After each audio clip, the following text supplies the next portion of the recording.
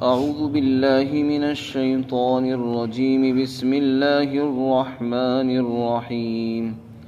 والذين إذا أنفقوا لم يسرفوا ولم يقتروا وكان بين ذلك قواما. والذين لا يدعون مع الله إلها آخر ولا يقتلون النفس التي حرم الله إلا بالحق ولا يزنون ومن يفعل ذلك يلقى أثاما يضاعف له العذاب يوم القيامة ويخلد فيه مهانا إلا من تاب وآمن وعمل عملا صالحا فأولئك يبدل الله سيئاتهم حسنات وكان الله غفورا رحيما ومن تاب وعمل صالحا فإنه يتوب إلى الله متابا. اور الرحمن کے بندے وہ ہیں کہ جب وہ خرچ کرتے ہیں تو نہ فضول خرچی کرتے ہیں اور نہ خرچ کرنے میں کمی کرتے ہیں، بلکہ ان کے درمیان میانہ روی یعنی اعتدال اختیار کرتے ہیں. اور یہ وہ لوگ ہیں جو اللہ کے ساتھ کسی دوسرے خدا کو نہیں پکارتے اور وہ کسی جان کو ناحق قتل نہیں کرتے، جس کے قتل کرنے کو اللہ نے حرام فرمایا ہے، مگر حق کے ساتھ کرتے ہیں. اور وہ زنا نہیں کرتے، اور جو شخص یہ کام کرے گا تو وہ بڑی برائی سے ملاقات کرے گا، یعنی سزا سے ملاقات کرے گا. یضاعف له العذاب، اور اس کے لیے عذاب قیامت کے دن بڑھا دیا جائے گا، اور اس عذاب میں وہ ذلت کے ساتھ ہمیشہ رہے گا. ہاں، جس نے توبہ کر لی اور ایمان لے آیا اور اچھے اعمال کیے تو پھر یہ وہ لوگ ہیں کہ اللہ تعالیٰ ان کی برائیوں کو نیکیوں سے تبدیل فرما دے گا، اور اللہ بخشنے والا ہے، بڑا مہربان ہے. اور جس شخص نے توبہ کی اور اچھے اعمال کیے تو یقیناً وہ آدمی حقیقت کے اعتبار سے اللہ کی طرف رجوع کرتا ہے. رحمان کے بندوں کی صفات کا بیان جاری ہے. اللہ تعالیٰ نے بہت سی صفات یہاں اپنے بندوں کی ذکر فرمائی جو ہر مومن کے اندر ہونی چاہیے. چنانچہ ایک صفت ذکر فرماتے ہوئے ارشاد فرمایا کہ رحمان کے بندے وہ ہیں جو خرچ کرنے میں بھی اعتدال اختیار کرتے ہیں. اعتدال کے معنی آتے ہیں درمیانی راستہ اختیار کرنا. اسراف کے معنی آتے ہیں فضول خرچی کرنا. اسراف کی تفسیر میں حضرت ابن عباس رضی اللہ عنہ سے منقول ہے کہ گناہ کے کاموں میں خرچ کرنا یہ اسراف ہے. گناہ کے کاموں میں خرچ کرنا یہ اسراف ہے. بعض مفسرین نے فرمایا کہ جو کام جائز ہیں، جہاں خرچ کرنا بھی جائز، وہاں حد سے زیادہ خرچ کرنا، ضرورت سے زیادہ خرچ کرنا بھی اسراف میں داخل ہے. اس لیے کہ جتنے پیسوں کے خرچ کرنے کا حکم تھا اس سے زیادہ آپ نے لگائے تو یہ فضول خرچی میں آیا. اسی کو تبذیر کہتے ہیں. قرآن میں اس کی بھی مذمت آئی ہے اور اس کو حرام قرار دیا گیا ہے. ان المبذرین کانوا اخوان الشیاطین، جو لوگ فضول خرچی کرتے ہیں وہ شیطان کے بھائی ہیں. قرآن میں اللہ نے فرمایا ان المبذرین کانوا اخوان الشیاطین، اور یہاں فرمایا اسراف مت کرو. تو اسراف کسے کہتے ہیں؟ اسراف کے ایک معنی تو یہ کہ گناہ کے کاموں میں کوئی لگاؤ، چاہے ایک پیسہ ہی کیوں نہ لگا ہوا، گناہ کے کام میں ایک پیسہ بھی خرچ کرنا اسراف ہے. اسی طرح جائز کاموں میں ضرورت سے زیادہ لگانا. ضرورت ہے 100 روپے کی، لگا رہے ہیں ہم 200 روپے. ضرورت ہے 1000 کی اور ہم نے خرچ کر دیے 10,000، تو یہ اسراف ہے، فضول خرچی ہے. تو ایمان والے اور رحمان کے بندے ایسا نہیں کرتے، جتنی ضرورت ہوتی اتنا ہی خرچ کرتے. اسی طرح دوسری چیز بیان فرمائی ولا یقتروا. یقتروا کے معنی کمی کرنا، یعنی ضرورت ہے 100 روپے خرچ کرنے کی اور آپ جو ہے وہاں بالکل ہی خرچ نہ کریں، یا خرچ کریں تو کم کریں. اس کو کنجوسی کہتے ہیں. اور بخل بھی کہتے ہیں اس کو، اسی کو ولا یقتل سے تعبیر فرمایا۔ تو رحمان کے جو بندے ہیں نہ تو وہ فضول خرچی کرتے ہیں یعنی ضرورت سے زیادہ کرتے ہیں، اور نہ ضرورت سے کم خرچ کرتے ہیں۔ یہ دونوں چیزیں ہی بری ہیں، افراط اور تفریط، یہ دونوں چیزیں پسندیدہ نہیں ہیں بلکہ بری ہیں اور گناہ کی چیزیں ہیں۔ حد سے زیادہ خرچ کرنا اور ضرورت سے کم خرچ کرنا اور بالکل خرچ ہی نہ کرنا، بخیل اور کنجوس ہو کر رہنا، یہ بھی انتہائی بری صفت ہے جو ایک انسان کے اندر نہیں ہونی چاہیے۔ تو ایمان والوں کا کیا کام ہے؟ وہ ان دونوں کے بیچ بیچ میں رہتے ہیں، حد سے آگے نہیں بڑھتے اور ضرورت سے کم خرچ نہیں کرتے۔ تو یہ اعتدال کی تعلیم یہاں پر دی گئی، وَكَانَ بَيْنَ ذَلِكَ قَوَامًا، ان دونوں کے بیچ میں رہتے ہوں۔ چنانچہ حدیث شریف میں آتا ہے الاقتصاد فی المعیشت، الاقتصاد فی النفقہ نصف المعیشہ، خرچ کرنے میں، خرچے میں درمیانی راستہ اختیار کرنا یہ آدھی معیشت ہے اور آدھی معیشت کا انتظام ہے۔ جب آدمی کماتا ہے اور محنت کرتا ہے تو محنت کرنے سے صبح سے لے کر شام تک کی جو اس کی محنت ہوتی ہے اس سے اس کی معیشت کا آدھا انتظام ہوتا ہے، اس سے یعنی اس کے جو اخراجات چلتے ہیں، زندگی گزرتی ہے، گھر والوں کو وہ چلاتا ہے، گھر بار کے اخراجات جو پورے کرتا ہے، تو انسان جو صبح سے شام تک جو محنت کرتا ہے اس سے اس کی معیشت کا آدھا انتظام ہوتا ہے۔ زندگی گزارنے کا یہ سمجھو کہ آدھا انتظام ہوا بھی، اور آدھا انتظام کہاں سے ہوگا؟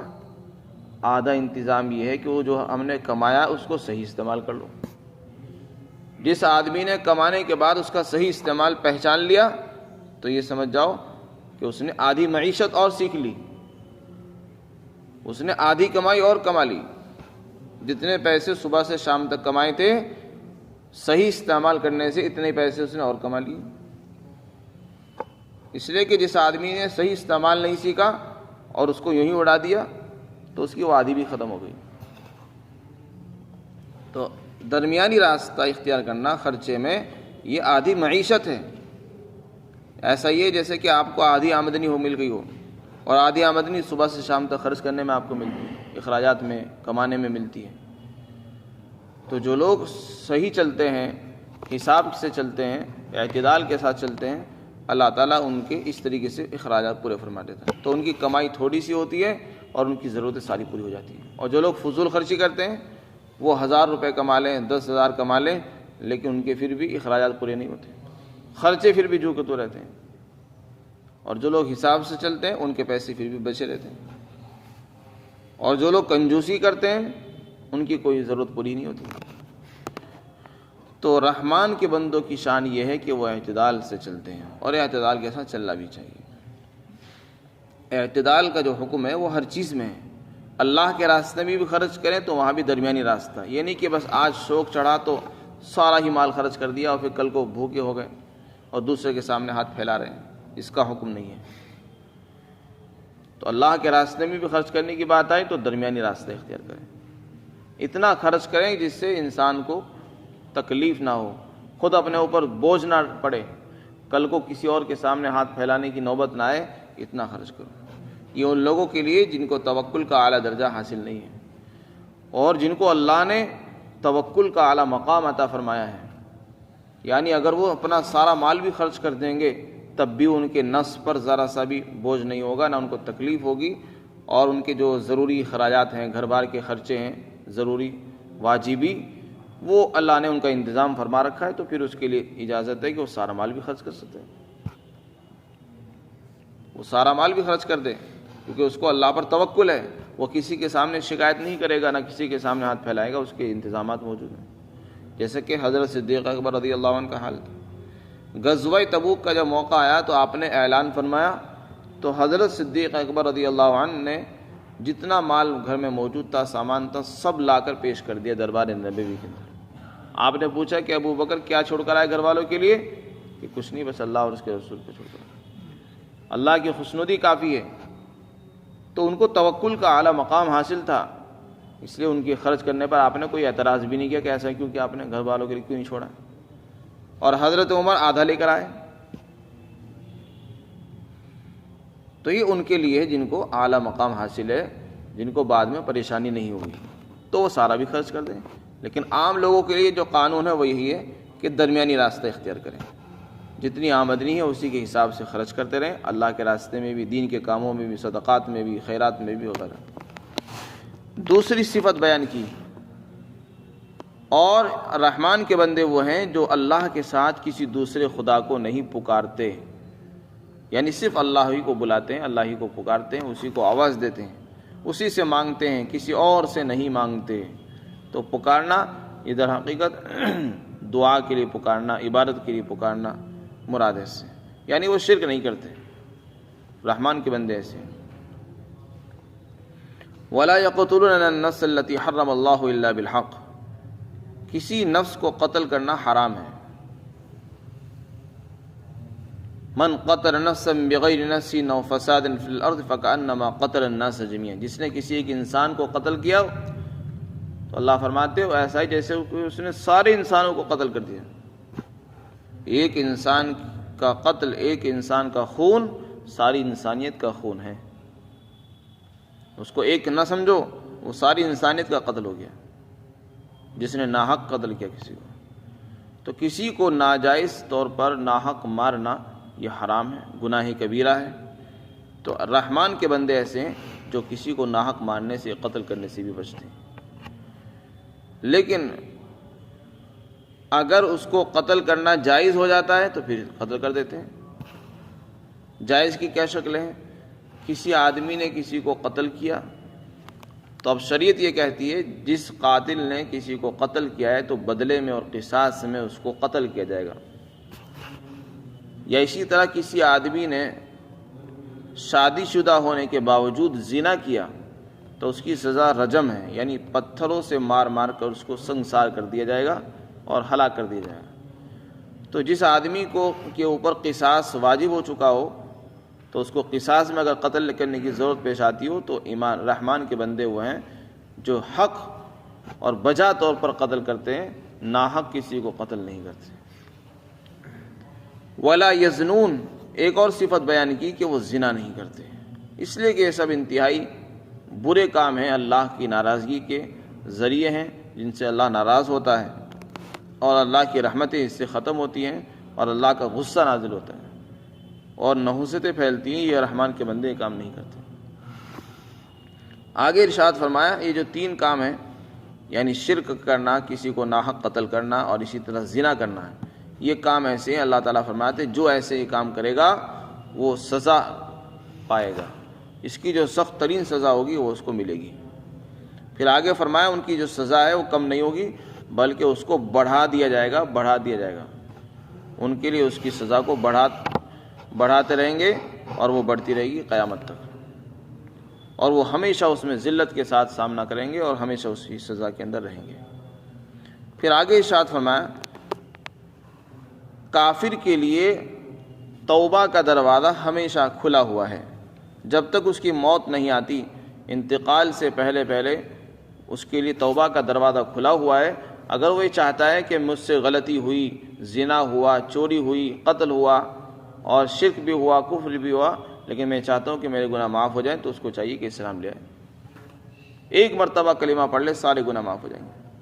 حضرت عمرو بن عاص کا بیان ہے کہ میں حضور پاک صلی اللہ علیہ وسلم کی خدمت میں آیا کہ یا رسول اللہ میں آپ سے بیعت ہونا چاہتا ہوں، لیکن ایک شرط ہے، اور وہ شرط یہ ہے کہ میرے جو پچھلے گناہ ہیں وہ معاف ہو جانے چاہیے۔ آپ نے فرمایا کہ اے عمرو کیا تمہیں معلوم نہیں کہ اسلام پچھلے سارے گناہوں کو مٹا دیتا ہے، اسلام لانا پچھلے سارے گناہوں کو ختم کر دیتا ہے۔ چنانچہ وہ مسلمان ہو گئے۔ تو آپ نے فرمایا کہ اسلام ایک ایسا عمل ہے جب تک آدمی مسلمان نہیں ہوا اس سے چاہے ہزاروں گناہ ہوئے ہوں، ایک مرتبہ جب کلمہ پڑھتا ہے اشہد ان لا الہ الا اللہ واشہد ان محمد رسول اللہ، پچھلے سارے گناہ اللہ تعالیٰ مٹا دیتے ہیں، ختم کرتے ہیں۔ تو یہ اتنا بڑا عمل ہے اسلام لانا۔ ہاں کسی کا جو حق ہو، حقوق العباد میں سے بندوں کے حقوق ہیں، وہ معاف نہیں ہوتے، اللہ تعالیٰ اپنے سارے حقوق معاف فرما دیتے ہیں۔ تو یہاں بھی اللہ تعالیٰ فرماتے ہیں کہ اگر کسی آدمی سے زندگی پر گناہ ہوئے ہوں، اس کی زندگی گزر گئی، 60 سال گزر گئے، 70 سال گزر گئے، پھر بھی اس کو مایوس اور نا امید نہیں ہونا چاہیے۔ اللہ تعالیٰ فرماتے ہیں یا عبادی الذین اسرفوا علی انفسہم لا تقنطوا من رحمت اللہ، اے میرے وہ بندے جنہوں نے اپنی جانوں پر ظلم اور زیادتی کر رکھی ہے، وہ ان کو چاہیے کہ وہ نا امید نہ ہو، اللہ تعالیٰ بڑا بخشنے والا مہربان ہے۔ تو اللہ تعالیٰ تو بہانے ڈھونڈتے ہیں معافی کے لیے، کمی ہماری ہے کہ ہم اللہ کے سامنے جھکتے نہیں اور اللہ سے معافی نہیں مانگتے۔ تو اللہ تعالیٰ کافروں کو جب معاف کرنے کو تیار ہے تو ایک مسلمان کو کیوں معاف نہیں فرمائیں گے؟ جو ایک مسلمان ہے، ایک مومن ہے۔ تو گناہ انسان سے ہو جاتے ہیں، گناہ ہونے کے ساتھ ساتھ توبہ بھی ہر انسان کو کرتے رہنا چاہیے۔